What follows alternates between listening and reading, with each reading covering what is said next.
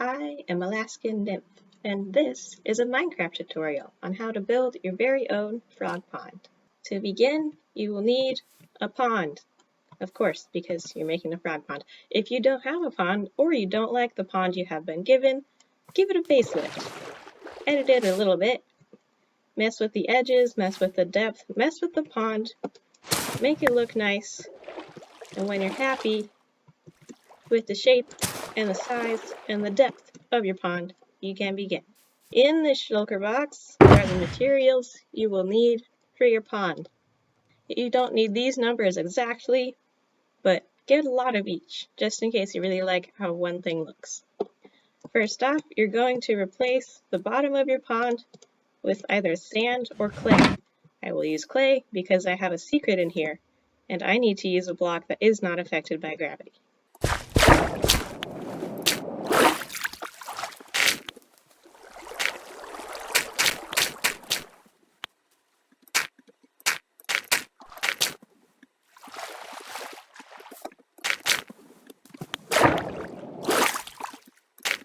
Be sure to cover every block because you don't want any pesky dirt sticking out.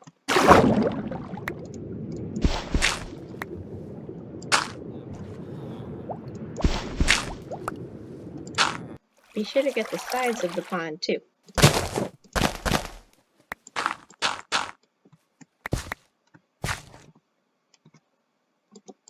Once you've got your pond and sides all covered in your nice block of choice, be sure to spam kelp everywhere on the bottom, as it will turn all of the blocks into water source blocks, so you don't get any weird push and flow for your frogs.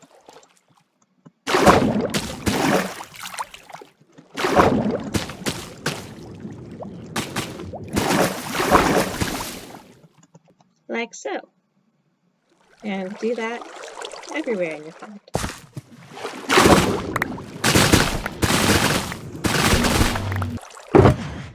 Once your pond has been properly kelpified, it's time to add some decoration.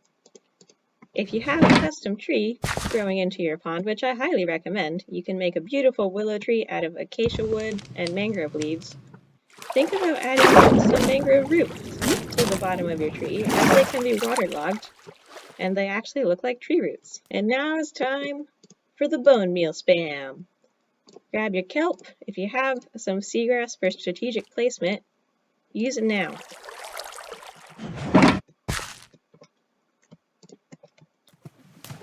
To put it exactly where you want it, use bone meal on it to make it grow 2 blocks tall.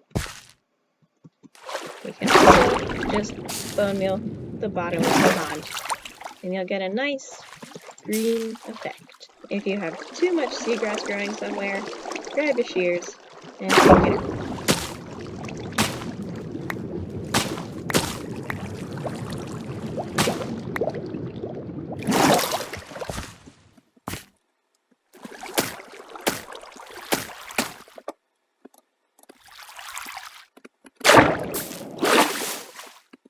Add some kelp to it if you wish.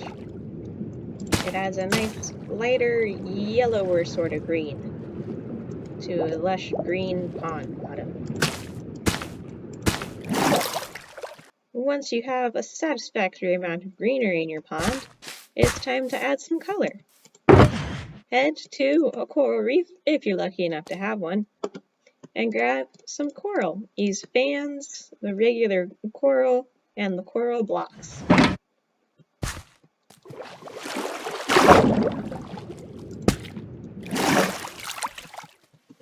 Please note you will need a silk touch pickaxe to pick these back up.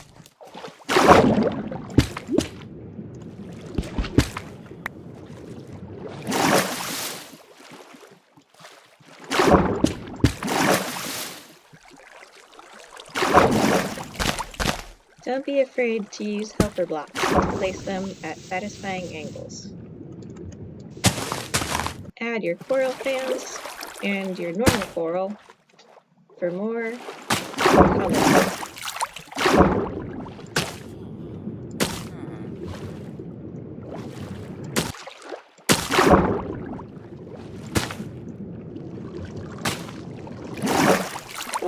isn't exactly fitting for a frog pond, so for those of you into realism, you might want to skip this step.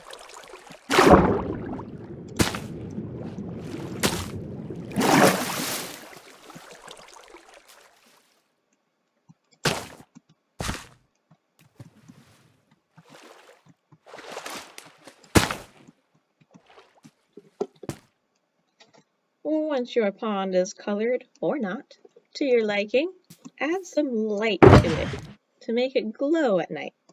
If you have a coral reef and you can get your coral, grab some sea pickles. If you don't, grab some glow lichen and some bone meal. And place your sea pickles in groups of 3 or 4 to light up your pond some distance apart to make it really glow at night.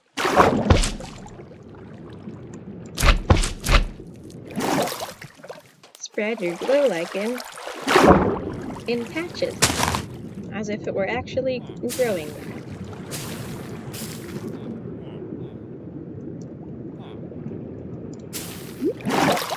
Once your pond is lit up,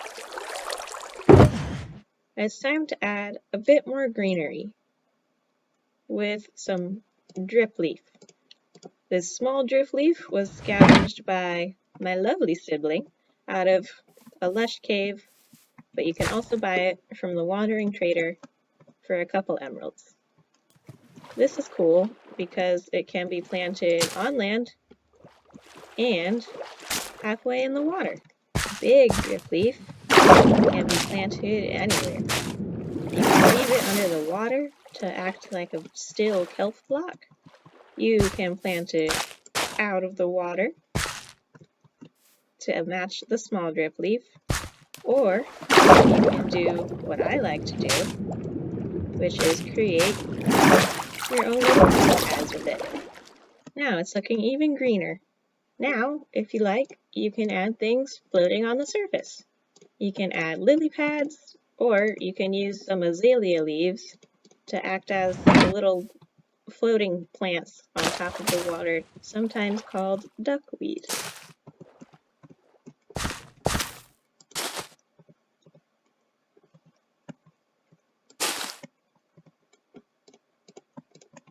Flowering azalea leaves can make it look like whatever your floating substance is flowering.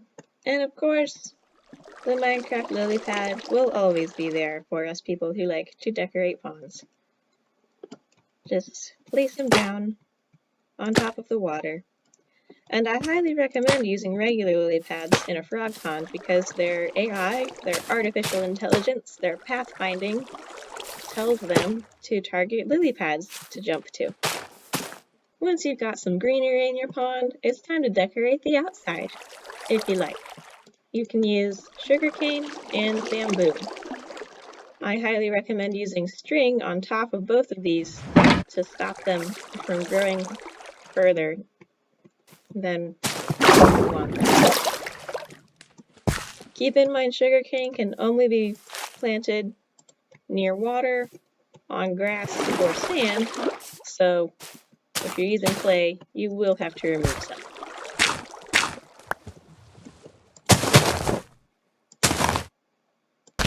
I like to put string on my sugarcane at 2 blocks tall.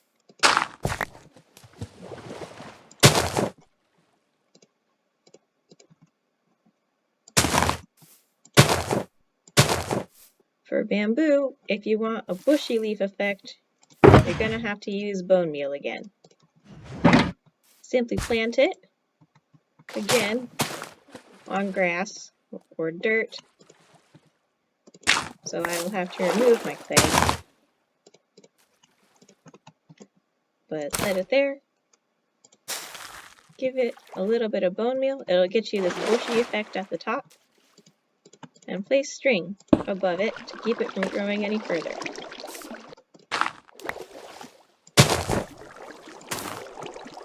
If you're aiming for not having a bushy effect, just placing it and then placing it on top of each block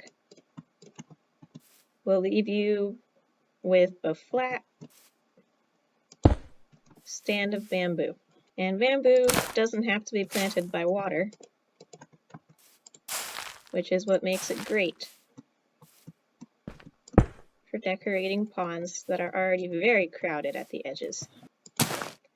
If you wish to have a bamboo piece that is only 1 bamboo foot tall, you can grow it once, break the top, and the bottom piece still stays green, and you can put string on top to keep it from growing any further. And now you have a beautifully decorated pond. If you'd like a bit more of an immersive feel and a bit more of an area effect, while you're hitting those lush caves for some small drip leaf, pillar up to the ceiling and see if you can get yourself some spore blossoms. This is another great reason to have a custom tree next to your frog pond, because you can hide a moss block up there to hang your spore blossom from. It'll do the sort of shower particles, but it'll also fill the area with more floating green particles. Your frog pond is complete. It is only missing one thing: the frogs.